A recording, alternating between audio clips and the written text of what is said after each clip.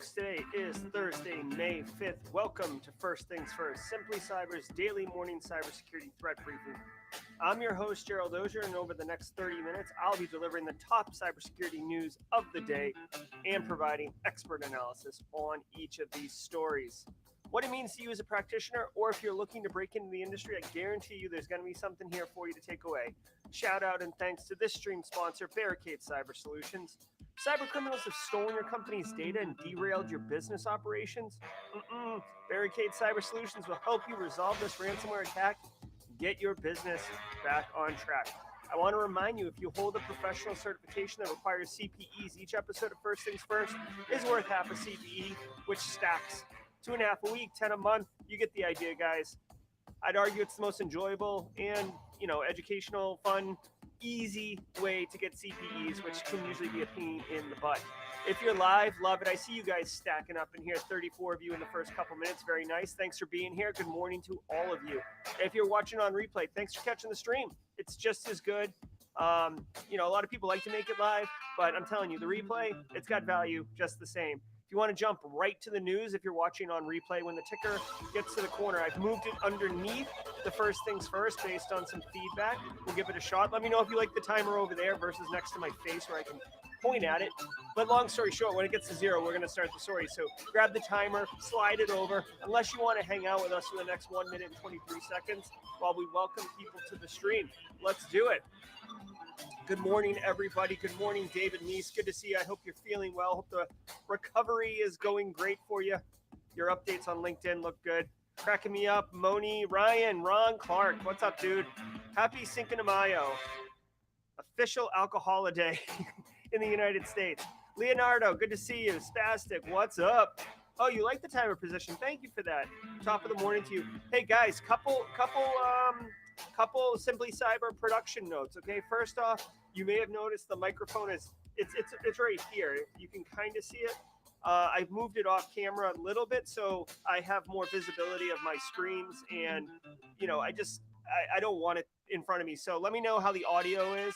I did some testing yesterday, and it sounded like it was pretty good. Nathan Bolin, Carrie, Christopher Word, Lancy, what's up, man? Elroy, good to see you. Hey, Wayne, always nice. Ashley Matthews, good to see you. Matthew Dimmick on LinkedIn. Cheers, everybody. Also, guys, got a little bit of feedback on the Discord server. I don't know if you can tell. I upgraded hey, listen, squad support. You guys to pay these great little monthly membership fees for Simply Cyber Squad. I really appreciate it. I took some money from that little fund and I upgraded. I don't know if you can tell, but I'm coming through in 1080p right now, people.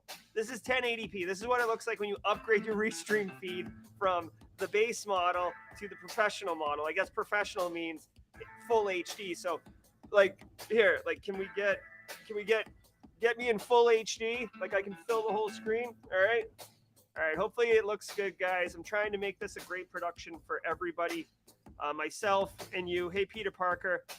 I'm going to try to run with the audio, maybe talk a little loud, bump the gain up. I'm not sure. We're going to do the best we can. Oh, and one other production note you guys will love.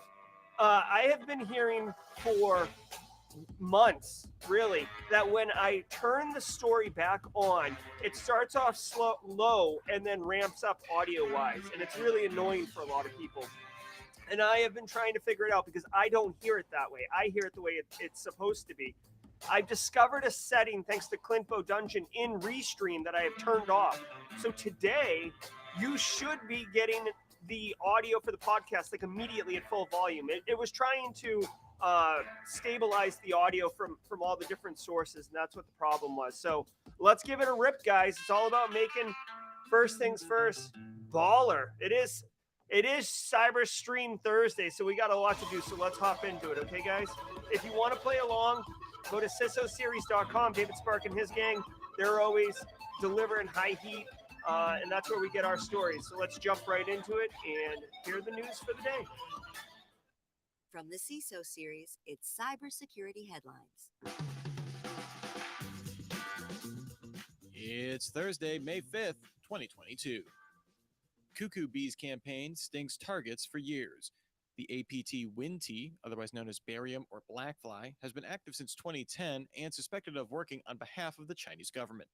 Researchers at CyberReason published a report on a WinT campaign called Operation Cuckoo that's been ongoing since 2019, focusing on stealing proprietary information from technology and manufacturing companies across Europe, Asia, and North America. The researchers found the group used a multi-stage infection chain, starting with targeting ERP software, ultimately combining known vulnerabilities and 0 days to gain network access and drop a web shell for persistent access. The campaign also targeted WinRM over HTTP and print notify Windows services to create backup and sideloaded access. The investigation is still ongoing, with CyberReason only sharing a partial list of indicators of compromise at this time. Wow. Okay. So there's a lot going on here, guys. If you are interested as a security researcher, if you are an offensive security professional who's, I would argue, like, any level could appreciate this story, but if you're a more seasoned offensive security practitioner, you might find real value in this story and mechanisms you can take advantage of. They say rarely seen Windows mechanism, but based on the story, they are chaining together quite a few things, right? So they're doing Exchange Server Proxy Logon, which, by the way, was one of the most exploited vulnerabilities in 2021, according to reports. Also, they're exploiting vulnerabilities in ERP software, which, by the way, is not Windows. ERP software is like larger organizations will use ERP software for integrating like user access management, payroll, finance and accounting. It's like a big business software that kind of helps you run a big business. Again, so not Windows. Again, considering the title of this story, you don't really get into what I would consider the rare feature. I believe it's the stash log thing that they're using on the Windows common log file system, which I'm not familiar with, CLFS. I know Windows logs, but I didn't know they were called CLFS.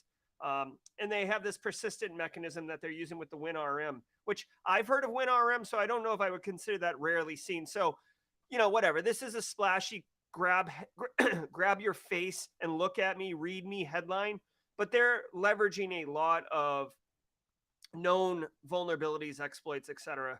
It doesn't make it any less serious, right? I mean, they're obviously an advanced persistent threat. China has very good APT capabilities. They are a first world cyber power. So definitely, stand up and take note if you are a large, if basically this is really interesting in general, but if you work and support like a financial services client, preferably like a Fortune 50 one, or if you support federal government, you may want to dig into this a little bit more because it is germane to what you're doing. Health and Human Services hammered over security. The U.S. Department of Health and Human Services conducted an internal security audit and ruled that its information security program was ineffective for the fourth consecutive year. This audit looked at if the department was in compliance with the Federal Information Security Modernization Act of 2014. The audit found HHS did not meet adequate levels of maturity in its ability to identify, protect, detect, respond, and recover functions for security issues. The audit acknowledged that HHS is aware of these issues and is in the process of improving toward compliance. All right. Here's a dirty secret. Okay. So first of all, HHS, they're Health and Human Services. They're kind of the federal government agency over healthcare. And the Office of Civil Rights, which is a department or bureau or whatever you want to call it, underneath HHS, is responsible for investigating and levying fines for HIPAA violations, right? So your your healthcare data gets out, et cetera. Okay. It sucks that HHS is basically just being made kind of a poster child here. Guys, I worked in federal IT for 6 or 7 years. FISMA, which is what they're talking about. FISMA is a standard that it came out in like 2006 or 2009, and it's been re-upped, right? They say FISMA 2014, but excuse me, it was updated. And basically it's really hard. Okay. It's like a medium or moderate level baseline of NIST 853 controls across an entire agency. And this is actually why it's not really possible for a lot of these organizations to do it. They're supposed to report to Congress their FISMA compliance. And what ends up happening in reality is they have tons of deficiencies. They report them on a POAM, a plan of action milestone, which is basically just a register of your gaps.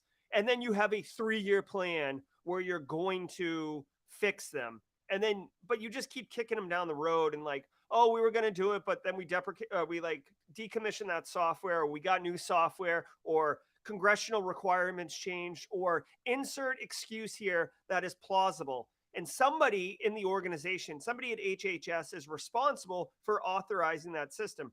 In all of my time, I have never seen a system not authorized. When I worked in the military space, there was one system for the Marine Corps because they had something called DIACAP, which was like FISMA-ish for the DoD.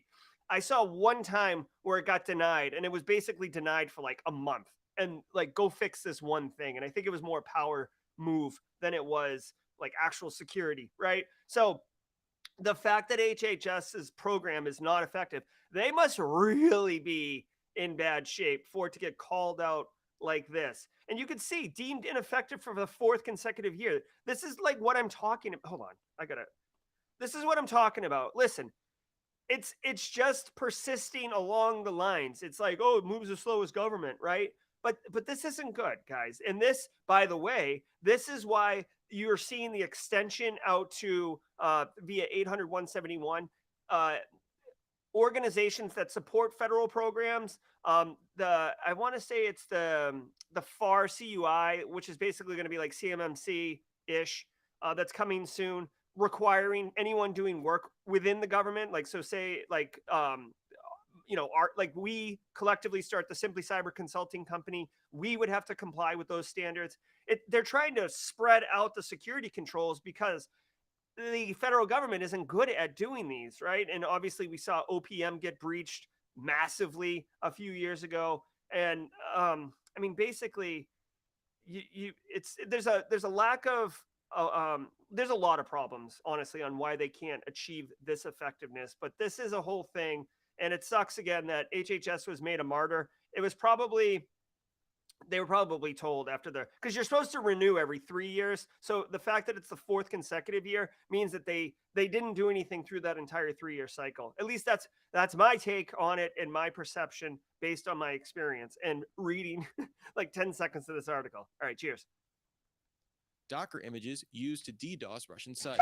A group of pro-Ukrainian actors believed to be backed by the country's IT army targeted 24 domains, including sites belonging to the Russian government, military, and media, like the TASS news agency. Security researchers at CrowdStrike observed 2 Docker images used in the attacks between February and March. Combined, the images have been downloaded over 150,000 times. It seems the DDoS targets were picked randomly at first, although later images were uploaded with time-based selection and a hard-coded list of targets. Okay, hey, I'm sorry if I missed this one a little bit, right? So, okay, so a couple of quick things here. So Docker is a technology or like a paradigm or whatever you want to call it. Basically, it takes like an entire app and kind of containerizes it, which is the right term to use. And like basically all the dependencies, all the right drivers, like all the crap that would cause your application to break on someone else's computer is removed. And that's why people use Docker images, because it's awesome, right? You basically take a snapshot of the working app and then you containerize it, and then someone can plug it into their Docker instance and Docker will run it, and it makes things work better. Okay. It also allows you to share and stuff like that. So pro-Ukrainian hackers use Docker images at Russian sites. So I wasn't sure if they were malicious Docker images, be like social engineering or tricking people into using it. It sounds like the Ukrainian IT army.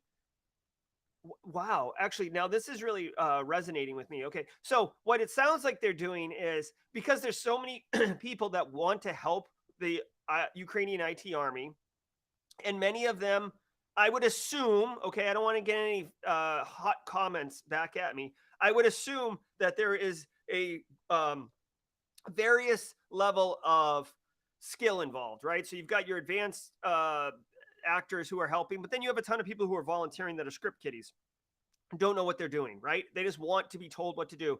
by giving them Docker images that are preloaded with distributed denial of service targets, like you can see right here, right? Doink, all these things.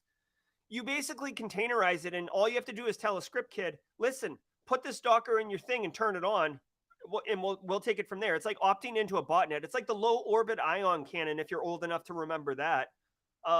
It's kind of like that, except they've Docker containerized imaged it. So whatever. I think that this is good for if you're pro Ukraine IT army. This is a good thing because basically they're pre-configuring weapons and giving them to people who aren't advanced enough to really understand how to use these images, or don't have the time to make their own denial of service botnet and all that stuff. This is how I'm reading into it. Again, I missed part of the story, but if that's exactly what they're doing, pretty clever. It's a pretty clever way of maturing and increasing the effectiveness and the capability. And oh, by the way, I'm not 100% sure on how Docker images work, but if they are centralized, you could update the targets, right? So like, let's say they want to add another target here, they could update that, and it would technically push down when the Docker images update itself. So then now you have centralized management from a head of whatever the IT army is. Interesting. GitHub to require 2FA. The Microsoft subsidiary announced it will require developers who contribute code to use two-factor authentication in an attempt to improve the security of the software supply chain. The change won't be coming overnight. GitHub says the requirement will come into effect at the end of 2023. Enterprise customers will also be able to require developers to use 2FA when accessing their repositories, not just contributing code. Currently, only 16.5% of GitHub users use 2FA. GitHub will allow for mobile push notifications and hardware security keys as a second factor. All right, guys, this is great news. 2FA for GitHub. Microsoft owned GitHub. They could totally do this. The Microsoft owned GitHub comes at a time of high anxiety in the enterprise. You guys see this? High anxiety. Rising attacks in supply chain jumped 300%. My only quip with this whole story is that basically 83.5% of all GitHub users use two-factor auth. Okay. And you got to remember, there's probably a ton of GitHub users that are stale, so it's probably higher than that of active GitHub users. But dude, the end of 2023, this is where I get off the train and I'm like, come on, man. Like here, what the hell is end of 2023? Guys, it's what, May? That's 5, 7, 12, 19 months from now? 19 months? Bruh, can we not move a little bit more like agile? Whatever. I understand that this might break some production things, but dude, come on. We managed to go from like at work office to remote workforce almost predominantly in like 3 weeks in March of 2020. I think we can figure out 2FA in less than 19 months, right? If it truly, this isn't like a feature request that they're rolling out. Hold on, this is pissing me off now. This isn't a feature request that they're rolling out. They're literally quoting that it's high anxiety in the enterprise, 300% increase. I don't know about you guys, but like if any of my things that I like go up 300%, like my bank account, I'm excited. If things like the amount of attacks against me go up 300%, I'm not pumped, right? I'm wishing I wore my brown pants to work that day. So come on, man, 19 months? Annoying. Like how about I don't know, can we start rolling out like optional audit, like opt-in, like hey, like a pop-up every time, like hey, do you want to, like all these websites do it now, right? When was the last time you logged into a website? Probably this week. And it's like, hey, do you want to double check your MFA? Hey, do you want to check your backup recovery codes? Hey, is this information still accurate? Like, bro, 19 months, WTF. I'm not come on. Yeah, you can do better than that, Microsoft. Now let's thank today's episode sponsor, T, which contains 175 billion parameters, roughly the same size as OpenAI's GPT-3 model. This isn't a coincidence. It was designed to match GPT-3 on accuracy with language tasks. The company released the model as available for non-commercial use for free. For comparison, OpenAI offers GPT-3 as a paid service, but does not share its code or the model itself. Meta will also be releasing its code and a logbook that documents its overall training process from October 2021 through January 2022, inviting other researchers to further study the model. Meta audited OPT to remove some harmful behaviors, but Meta researchers acknowledged that releasing it is a non-zero risk in terms of harm. Yeah. Okay. So yeah, there is potential that there could be some harm by releasing this. But what I will say, my thoughts on this are not so much about Meta, not so much about AI language and stuff like that. My thing is around public review. Okay. I am super pumped that Facebook, aka Meta, is doing this. Guys, it's like the equivalent of open source software. Like with cryptographic algorithms, with something as important and as powerful as this, and I don't pretend to be a machine language uh, uh, like ML AI expert or anything like that. I've dabbled with data science. I find it fascinating, but I don't have the time or really the right scaffolding to help me learn ML AI. But I think it's great. By putting this up for public scrutiny, there is going to be so much benefit from not just security vulnerabilities, but like inherent biases, the amount of research that academics can take advantage of leveraging this in order to make it a better product. For me, seeing something like this is a win for society because if this, I mean, it seems like MLAI is the way, right? There's a lot of stuff baking it in, and it's not just a buzzword anymore. If that's the way, then I want something that's going to be like the language that everybody uses. In this case, GPT-3, I guess. I want it to be publicly reviewed, dude. Anybody that develops their own thing in house and keeps it like closed source, but it's like 3 developers. Yeah, the 3 developers think it's the hotness, but in most chances, there's tons of things that they've overlooked or missed that can get exploited.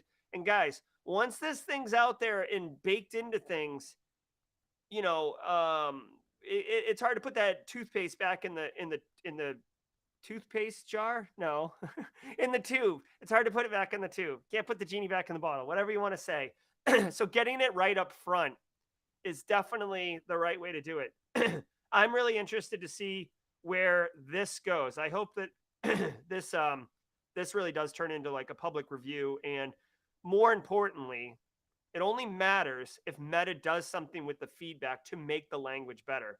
Just putting it out there for public review and scrutiny, and not doing anything about it is basically a PR move just to get your solution or whatever you want to call this language out into market. So let's hope that September 7th, 2022, First Things First is talking about Meta improving this language based on feedback. Google removes billions of ads in 2021. The search giant revealed that as part of its crackdown on deceptive advertising practices, the company removed 3.4 billion ads last year, restricted an additional 5.7 billion ads, and suspended over 5.6 million advertiser accounts, triple the number in 2020.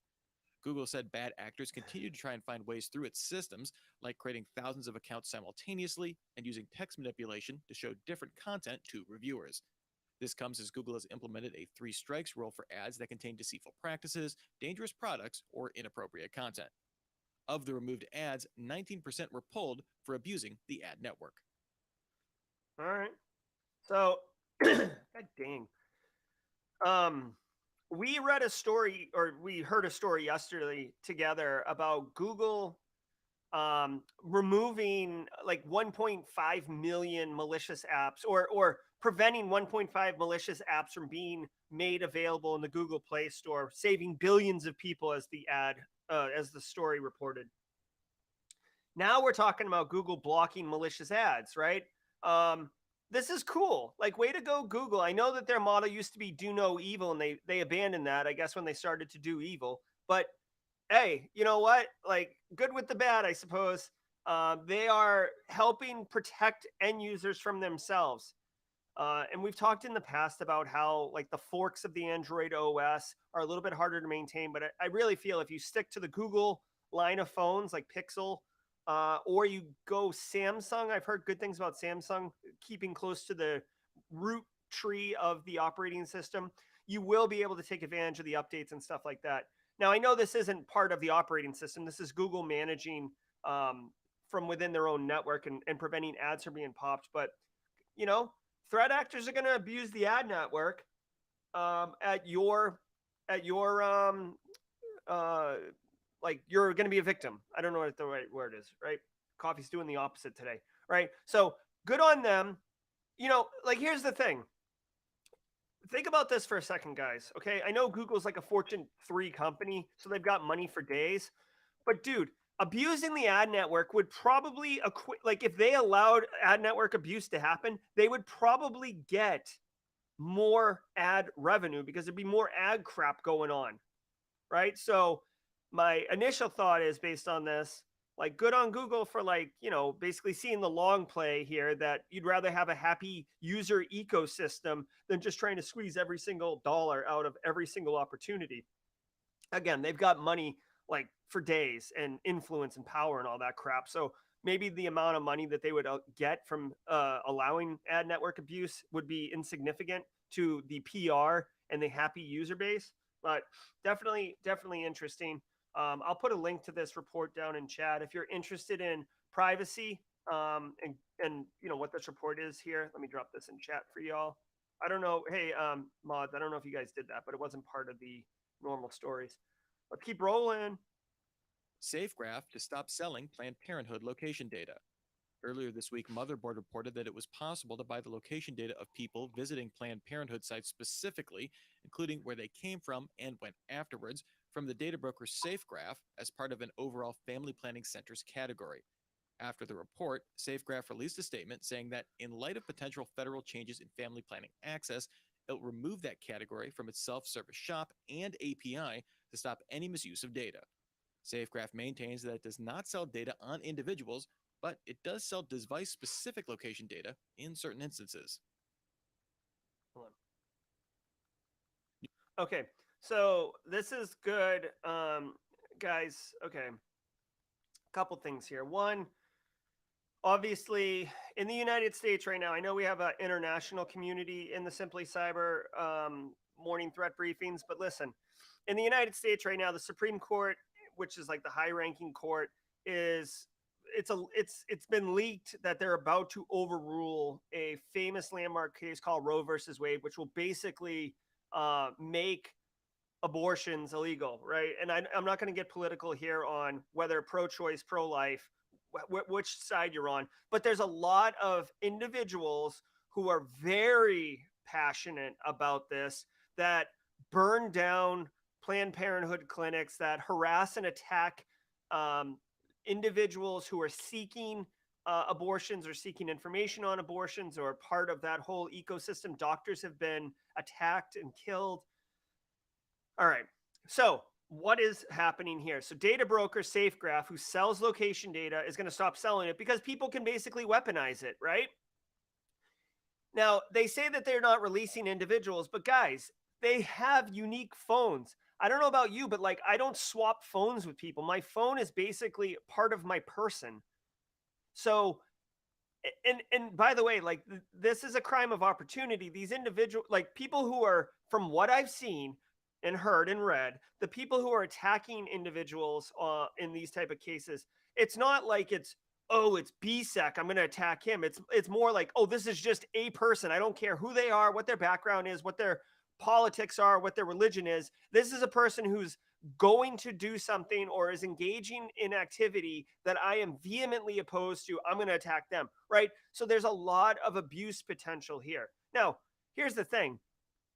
This information has been available for a while, and just because of the Supreme Court justice ruling that's about to come down or is alleged to come down, like it doesn't change. Roe versus Wade has been in place since the 70s, I believe.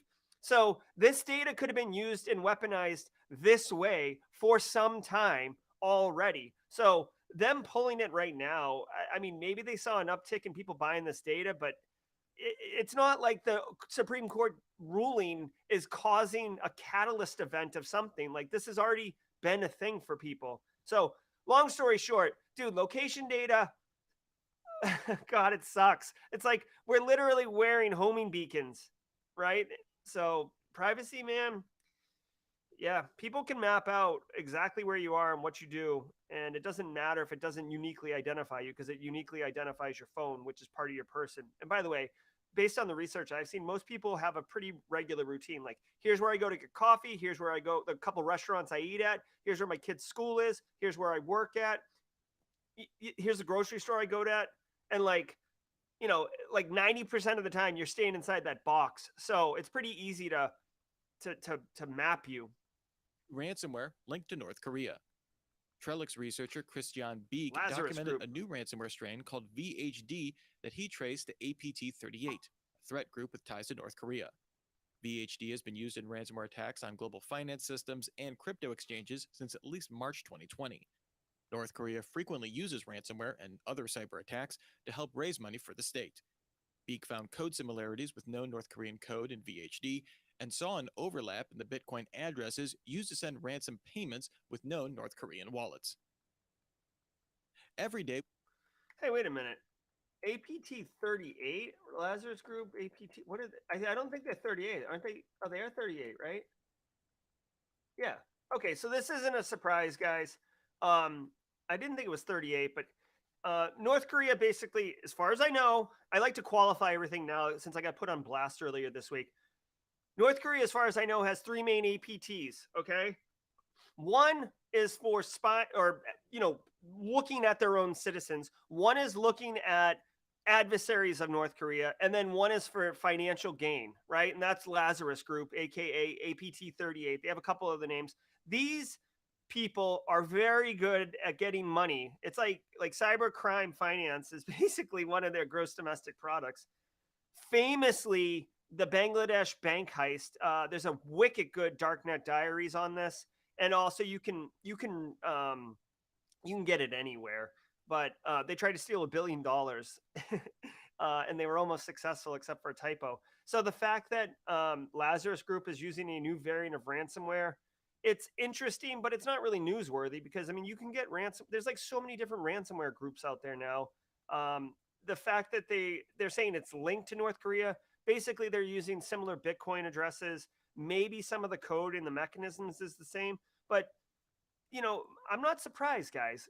Like, ransomware makes so much money right now. It's ridiculous. Like, look at Conti or Revil or that group out in Russia where the guy had like the $1 million wedding, right? Very, very outspoken about how much money they're making from ransomware. Why wouldn't North Korea go that way? You don't need to be secret squirrel espionage doing thefts like that when you could just do what everybody else is doing with ransomware.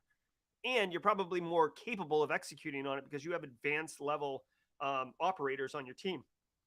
So this is just, whatever. This is kind of I don't want to call this a throwaway story, but this isn't really newsworthy to me, honestly, because North Korea has been doing this for quite some time.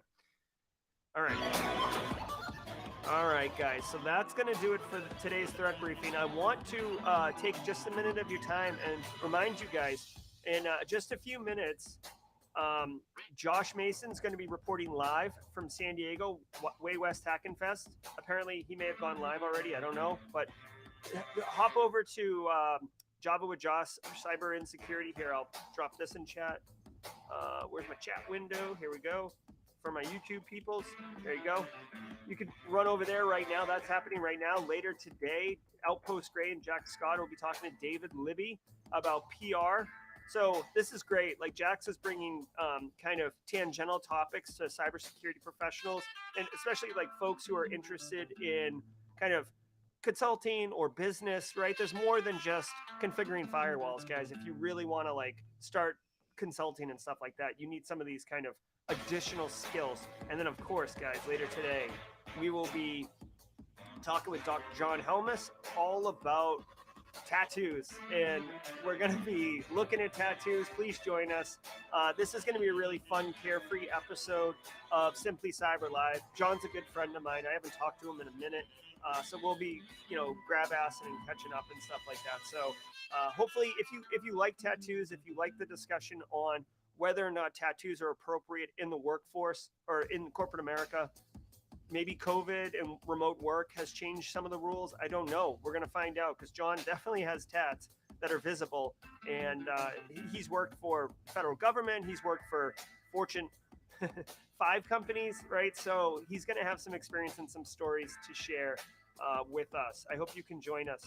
Again, thanks everybody for being here, giving me feedback. I'll go back and watch comments. I'd love to know how the mic looks or sounds. I'd love to know how the 1080p stream looks.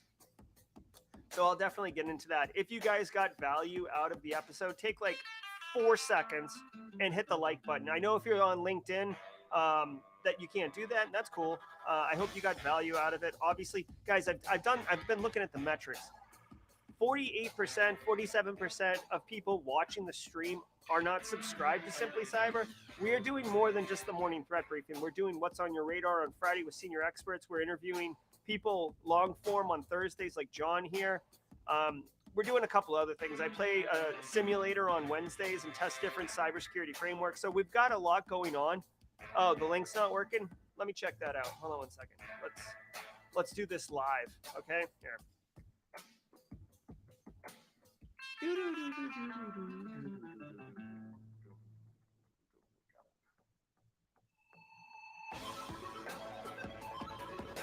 Maybe he pulled it down. Maybe he pulled it down. You know what we can do too? Simply Cyber is going to restream it. What the hell? Simply Cyber is going to restream it, so we might be able to do this too. Like, check this out. You go to simplycyber.io /streams. I don't know if it's going to work because I'm live streaming currently too. Yeah, right here. Here, try this out. This is my restream of the broadcast, but it should work just the same. There we go. Hopefully that works for y'all. Oh yeah, Carrie's subscribed. Yeah. All right, guys. This is gonna do it. We've all got some work to do today. Thursday's a good day. I'm working on a new course actually. I mean, it's for ThreatGen, but all right, guys. This has been Simply Cyber. It's been May 5th. I hope you guys are great. I will see some of you later today in any of these streams that we talked about. But if you're just a morning threat briefing person, that's awesome. We'll see you tomorrow at 8 a.m. It's May 5th. Y'all have a great one. We'll talk soon.